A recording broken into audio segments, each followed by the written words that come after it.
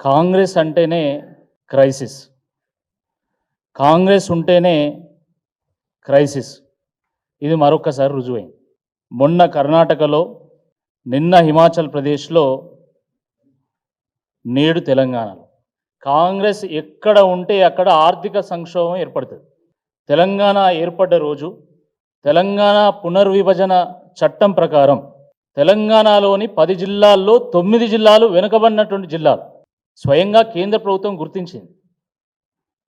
ఈ 9 వెనుకబడిన జిల్లాలకు కూడా అభివృద్ధి కోసమని ప్రత్యేకంగా నిధులు కేటాయించాలని చెప్పి కూడా రీఆర్గనైజేషన్ యాక్ట్ చెప్పింది. అటువంటి తెలంగాణ రాష్ట్రం 10 ఏళ్లలో దేశంలోనే నెంబర్ 1 పర్ క్యాపిటా దిశగా ప్రయాణం సాగించి అభివృద్ధి పదంలో ఎంతో ముందుకు దూసుకెళ్ళడం జరిగింది. కానీ దురదృష్టకరమైనటువంటి విషయం ఏంటంటే అదే తెలంగాణ ఈరోజు మార్పు మార్పు అని చెప్పి ప్రజలు ఆశపడి కాంగ్రెస్ పార్టీకి అప్పచెప్తే కాంగ్రెస్ వాళ్ళు పీకి పందిరేసిండ్రు, మొత్తం ఇప్పి కుప్పబెట్టిన రాష్ట్రాన్ని. ఈరోజు తెలంగాణ రాష్ట్రంలో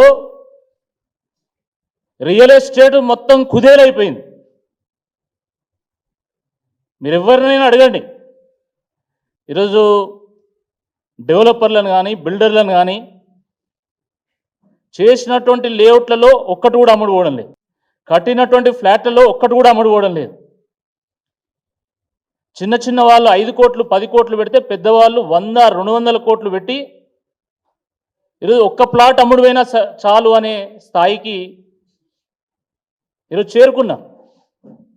అంత దయనీయమైనటువంటి ఒక పరిస్థితుల్లో ఈరోజు రియల్ ఎస్టేట్ రంగం ఉన్నది. ఇది వాస్తవమా కాదా ఒకసారి మీరు ఆలోచించండి.